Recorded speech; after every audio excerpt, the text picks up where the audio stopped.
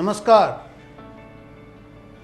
In today's edition of Right Angle, I'd like to draw your kind attention to the G20 summit that is going to be held here in Delhi this weekend. As you know, the absence of Russian President Vladimir Putin, and now today the announcement that Mr. Chinese President Xi Jinping also will not be coming to the summit, has generated a lot of discussions in the diplomatic and political circles. And these discussions are actually more intense than the socio-economic issues that usually the G summits are supposed to deal with. Of course, it is quite normal that in many international summits, talks between the global leaders assume greater importance than the summit agenda itself. That is why everyone, even in this G summit that we are going to host, everyone was looking for the bilateral parlers between US President Joe Biden and Xi, between Biden and our own Prime Minister Narendra Modi, and between Putin and Modi. But certainly this is not going to happen. Only US President Biden among the important dignitaries. I am not in the process undermining the importance of other dignitaries like British Prime Minister and other important leaders from the Arab world and Japanese Prime Minister. They all will be coming. I am not undermining their importance, but the fact remains, as I pointed out before, these leading world leaders, what they will be talking usually gather or catch more attention, and that generate more interest. So if you look from that point of view, President Biden today has expressed his disappointment that he will not be able to talk to Xi at Delhi. But interestingly, Biden who rightly said that he would have loved to talk to Xi, as he is going to devote a whole day, that is on September 8th. He will be arriving a day before, I think September 7th. He will be devoting a whole day with Modi for bilateral discussions to further the Indo-US ties. That being the case, one can also note the fact that in the 17 G20 summits that have been held from 2008, usually what has happened is that there is not a single occasion. I think in 2020 or 21, when it was held in Saudi Arabia, I think there was a virtual summit because of the COVID. But the other meetings have always been physical, in the sense that important leaders, the heads of the states or heads of the governments have usually come. And when we talk of the summits meeting, it is usually between the heads of the government. We are talking of President Putin because he is the head of the government there also in the US. Unlike our president, the head of Indian government happens to be Prime Minister. So in all these G20 summits so far, the heads of the governments have invariably attended physically. But as I said, there have been few occasions, or rather in some occasions it's not that all the heads of the governments have arrived or have participated. In fact, so far, if you take the recent history of G20 summits into account, then only Canada, Germany, India, Italy, South Korea, Turkey, United Kingdom, United States and the European Union have always sent their heads of state to a G20 summit. That means India has always participated, US president has always participated, UK Prime Minister has always participated. So China, France, Indonesia, Japan and South Korea have also participated in almost all the G20 summits, except I think on one occasion. That means G not coming this time means it is the second occasion that the head of the government of China is not participating. So that being the case, Russia I think has not participated twice. Even last summit was in Bali, Putin did not participate. I don't remember what was the last occasion why Russia did not participate. But it is Xi's absence rather than that of Putin which has raised many eyebrows. Because Putin had not attended, as I told you, the recently held BRICS summit, last summit in Bali, or for that matter, the recently held BRICS summit in Johannesburg, South Africa. And we know the reason also, because in his absence, what has happened, the Russia's foreign minister, Sergei Lavrov had always represented the country, and he is going to represent Russia also this weekend here in Delhi. Putin's absence is understandable because after all, he is preoccupied with his so-called, special military operations, quote unquote, in Ukraine. And as you know, the Biden-led Western countries, that means the entire NATO, which is led by the United States, the support to Ukraine militarily and economically, plus the sanctions that they have imposed on Russia over the last 1 and 7-8 months because of the Ukraine war, has further vitiated the atmosphere. So it would have been embarrassing actually, even for host India, Biden himself, other European leaders and Putin to share the same dais in Delhi. That way Biden's absence actually was in a way unavoidable and desirable also. I'll rather say that it is desirable also, because it would have put all these world leaders in an embarrassing situation. I do not know whether they would have even preferred to share the same dais, and had that or if that would be the case, then it will be creating bigger global news, because that is something which has never happened in any G20 summit. But that would not have been the case if G were to come. So the point that I am trying to make is this: while Biden's absence is not much of a news, but Xi's absence is a bigger news. And in fact, Putin's absence also does not reflect the health of the Indo-Russian relations, which despite the increasing pressure from Biden and the West on the one hand, and Moscow's fast growing affinity with Beijing on the other, remains pretty strong.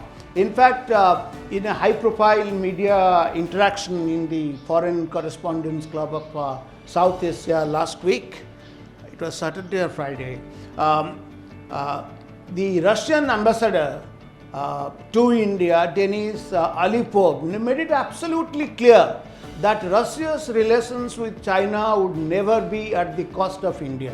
Moscow would not provide even any military items to Pakistan, and it would never take a side in case a war breaks out between India and China, which he said Russia is dead scared of, and they would do all their best to see that their two friends do not fight between themselves. And he also made it abundantly clear that unlike China, Russia would be very happy to see that India occupies its legitimate seat in the UN Security Council as a permanent member, and India also should have a bigger roles in all the global financial institutions. This is something, unfortunately, China never wants. China is terribly opposed to India becoming a permanent member in the UNSC.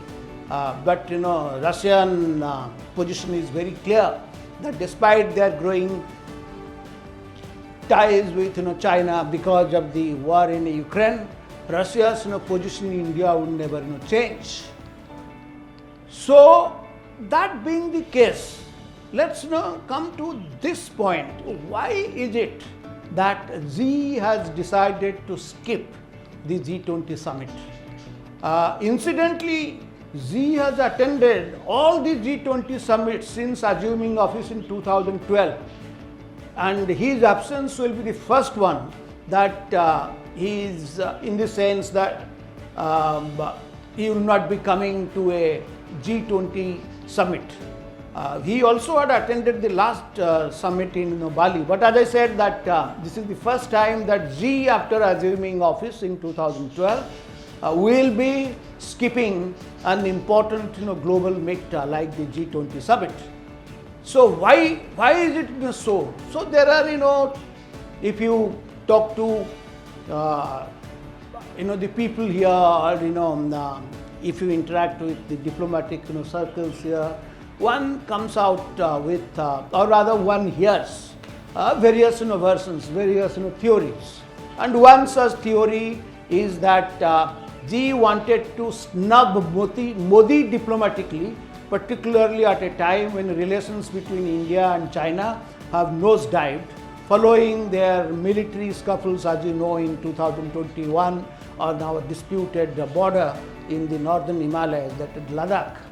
And the latest manifestation of things not being well between China and India is, as you must have seen, the so-called updated official map of China, which India has strongly disapproved. In fact, publication of this official map has also disturbed many other countries, not only India, many Southeast Asian countries, and importantly it has disturbed also Russia, because I distinctly remember the Russian ambassador told in that meeting of ours last week that they themselves were also equally surprised with the China's updated map, which claims that some territories of under Russian control should legitimately belong to China. So in this context, what is being said is that Xi, or for that matter China, has also not approved of the way, I'm talking of the usual bad blood now that is between the two countries, if at all I may use that term. Another reason why China also is little, or rather China, I'll say that at some serious reservations on the way Modi has prepared this summit and the related mini meetings at the ministerial level and official level that Modi has hosted in various cities of the country. And China, it has been reported, also is against Modi popularizing our age-old Indian philosophy of Vasudevaka Kutumbakam, that one earth is one family and we have one future. So that even China has not liked, and it has been reported very clearly that they didn't like that what Modi is doing, what is this business of popularizing or propagating the Indian philosophy and imposing on the rest of the world. And as I said, that China has also not appreciated the way India or Modi has hosted over 13 ministerial meetings and 220 official meetings. I think Modi made this very clear in his interview to PTI, which you must have come across. It has come in today's all the newspapers. That 220 official meetings and 13 ministerial meetings on various themes of the G20 summit have been held over the last 1 year across 60 cities in all our 28 states and 8 union territories. Over 1 lakh participants from around 125 nationalities have witnessed the skills of the Indians in various areas. In fact, according to Modi, over 105 crore people in India have been involved in these programs of G20 and have come in touch with various aspects that G20 leaders will be formally approving of at the end of this week. And here is the problem. These meetings have also been held in Jammu and Srinagar, which other countries and their delegates have participated in, and one or few such meetings have also taken place in Arunachal Pradesh, Itanagar. And interestingly, these meetings were boycotted by the Chinese officials and ministers because China supports Pakistan in its claims over Kashmir, and China considers Arunachal Pradesh as its territory. So, that being the case, the theory is this: it would have been very embarrassing for even Xi to have come to Delhi when their country has taken such strong views against the way our Prime Minister has prepared this summit. Of course, there is also another view in our diplomatic circles, and that is that Xi may be staying at home to handle China's growing economic troubles with one of the nation's largest property developers on the brink of default. It is noted that in view of the serious downturn in China's domestic economy, the unrest among the Chinese youth on account of drying up of economic opportunities and unsteady domestic security situation, Xi has been forced to stay at home and not venture out for the G20 summit. In fact, some also argue that politically Xi is not that strong these days as it was the case before, and he is increasingly leaning on the Chinese military for his power, because the way he suddenly removed the Chinese foreign minister, I think those of you who follow the Chinese development, all of a sudden he removed the foreign minister whom he had appointed just 2 months ago. They say there is a power tussle going on between some sections, or rather intra-elite competition in Chinese Communist Party, and that explained, or that was reflected in Xi's decision to drop his young foreign minister whom he himself had selected. So this is, as I said, I'm talking of various theories, and we do not know which one is correct. Before concluding, which I will be sharing with you later, various theories of why he has not, or rather he is not going to come. There is another view that no, Xi is not that weak. Actually, he thinks he is too strong now, and he is the most important global leader today.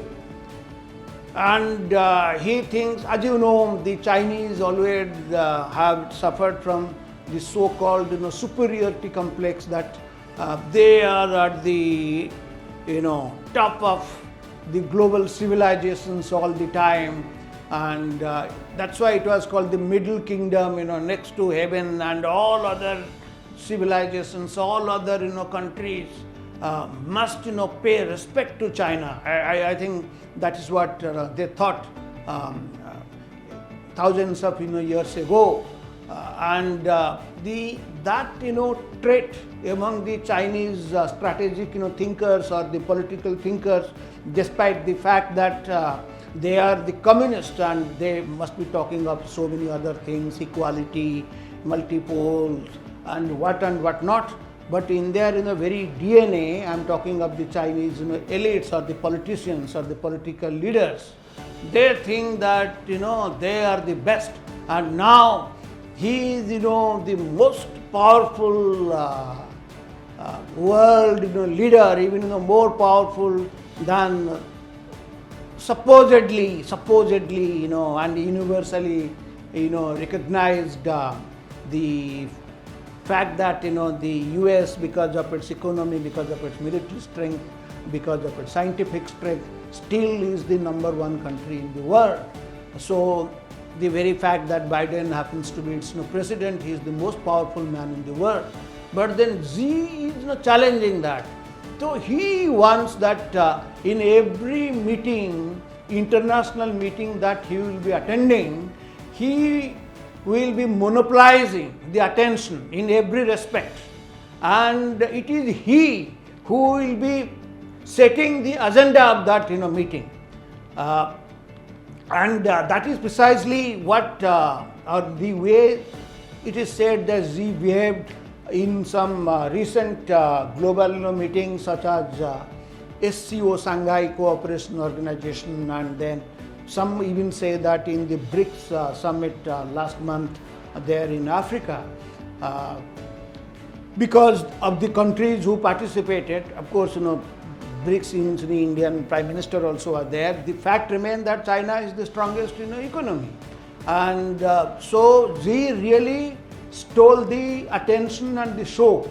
So he thought that this is something he will not be able to do here in Delhi, because number one, the attention, as I said, will always be there on US President Biden, and then attention on other leaders, and attention on our Modi himself. After all, we all know the Prime Minister now has got or rather has built up that international image as one of the top leaders of the world, and in any case he is hosting the summit. He is hosting, we are the host country. Then obviously the attention will be there on us, and it will not be concentrated on say Xi, and Xi doesn't want that, because he thinks too much of himself, and he thought that if he will be coming to Delhi, and as he will not be catching or he will not be dominating the G20's agenda, better he will avoid it. And this theory, I think in a way sounds very logical and credible, because Xi also is not attending the ASEAN summit that is going to take place after 2-3 days there in Jakarta, the Indonesian capital. Why? Because there also he thinks that he is not going to be able to determine the agenda of that meeting, because as I said that this controversial updating of its so-called official map and its China's territorial claims on the South China Sea has rubbed almost every ASEAN nation the wrong way. ASEAN often includes a reference to the United Nations Convention on the Law of the Sea, which China is in violation of. Particularly, there was a case, the Philippines went to that court and it won the case, but the China doesn't give a damn to it. And it talks of global thing, but then basic international laws, the Xi doesn't care about their observance, and China has clearly violated that.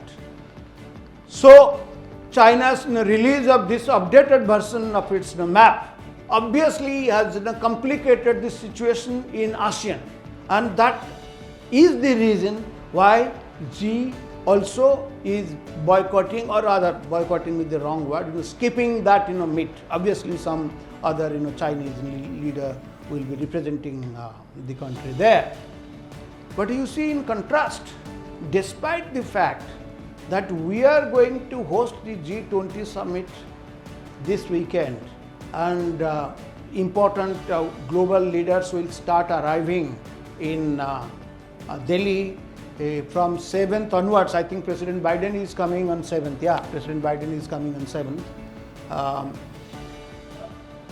Modi is visiting Indonesian capital and he will be there on September 6th and 7th for this Asia, India and East Asia summits. He will attend, in fact, the 20th ASEAN India Summit and 8th East Asia Summit. As I said, it is being hosted by Indonesia because Indonesia happens to be the current chair of the ASEAN.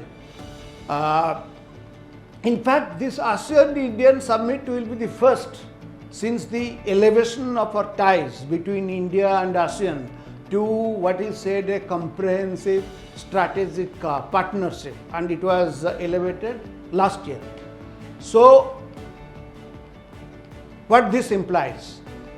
That unlike Xi, Modi now is playing a greater international role these days, and he is being more visible in various world capitals. In fact, if you see the Modi's foreign visits in recent months, I think he has made 9 visits abroad. In fact, for instance, he went to Japan for the G7 summit. I think it was June, July. But whatever is that, he had gone to G7 summit and then the Quad meetings in Tokyo. Then he went to Papua New Guinea and Australia. Then Modi's most important state visit in recent months was also to the United States, and this was immediately followed by his visit to Egypt. In July, Modi visited France and attended the Bastille Day celebrations with President Macron, following which he also made a brief visit to the United Arab Emirates. And in August, of course, in the last week or last fortnight rather, he was in South Africa for that BRICS summit, and when he returned, he went to Greece. And I think he is the first Indian Prime Minister to have visited Greece in 40 years. So, if you view things like this, then one can really interpret that Xi's absence, one can characterize is like this, that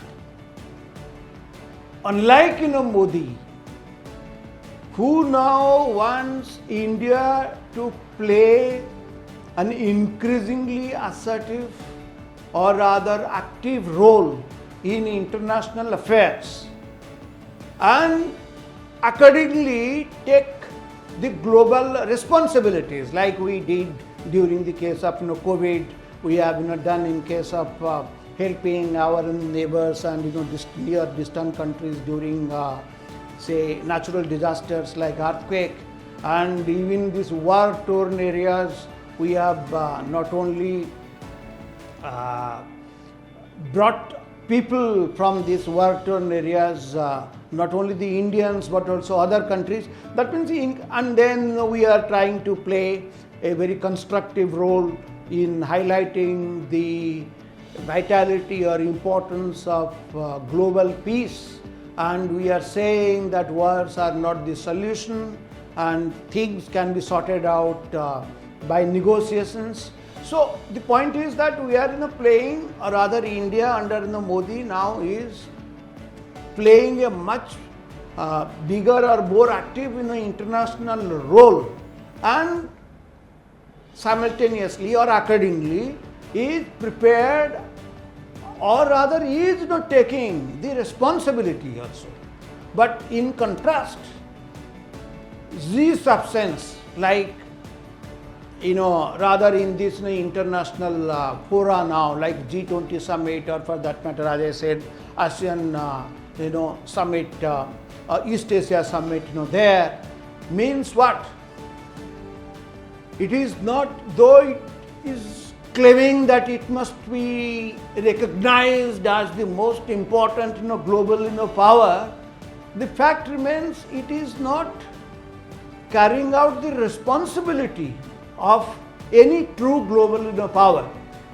So, if you view from that angle, then I'll agree with as one of our senior diplomat has said, and I'm quoting him, Xi has scored a self-goal and shot himself in the foot by not participating in the New Delhi G20 summit.